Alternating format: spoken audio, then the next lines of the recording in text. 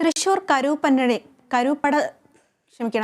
കരൂപ്പടന്നയിൽ ambulance നിയന്ത്രണം വിട്ട് പോസ്റ്റിലിടിച്ച അപകടം. ഡ്രൈവർ അടക്കം 2 പേർക്ക് പരിക്കേറ്റു.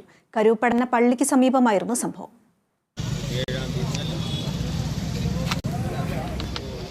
ഇന്ന് ഉച്ചയോടെയായിരുന്നു സംഭവം. വാഹനത്തിൽ രോഗികൾ ഇല്ലാതിരുന്നതിനാൽ ദുരന്തം ഒഴിവായി. നാട്ടുകാർ വാഹനം വെട്ടിപ്പൊളിച്ചാണ് 2 പേരെയും പുറത്തെടുത്തത്. ഡ്രൈവർ കൊടുങ്ങല്ലൂർ പുല്ലൂറ്റ് സ്വദേശി ജ്യോതിസ്, സഹായി പുല്ലൂറ്റ് സ്വദേശി പ്രവീൺ എന്നിവർക്കാണ് പരിക്കേറ്റത്. ജ്യോതിസിനെ ഇരിങ്ങാലക്കുട സഹകരണ ആശുപത്രിയിലും പ്രവീണിനെ കൊടുങ്ങല്ലൂർ മോഡേൺ ആശുപത്രിയിലും പ്രവേശിപ്പിച്ചു. ഇരുവരുടെയും പരിക്ക് ഗുരുതരമല്ല. കരൂപ്പടന്ന പാലാപ്രാക്കുന്ന് ഓൺ ലൈഫിന്റെ ആംബുലൻസാണ് അപകടത്തിൽപ്പെട്ടത്. Kerala vision news, Thrissur.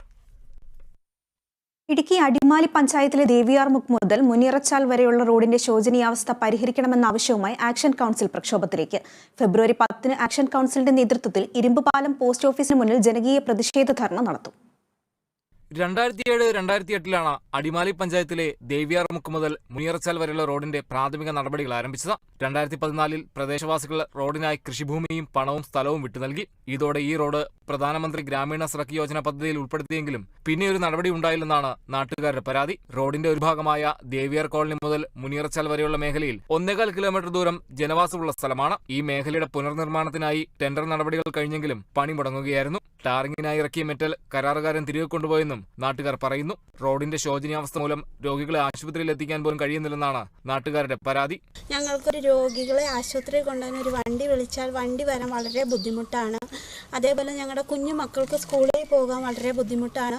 ഞങ്ങൾക്ക് ഒരു ഓട്ടോറിക്ഷ വിളിച്ചാൽ ആ 10-ാം മൈലിൽ നിന്ന് ഇങ്ങോട്ട് വരാൻ എങ്ങോട്ടാണ്, മെഴുകഞ്ചാൽ റോഡാണോ, അതിലേ ഞങ്ങൾക്ക് വരാൻ പറ്റത്തില്ല എന്ന് പറഞ്ഞ് ഞങ്ങളെ അവർ മനഃപൂർവ്വം ഒഴിവാക്കുന്ന ഒരു സാഹചര്യമാണ് നിലവിലുള്ളത്.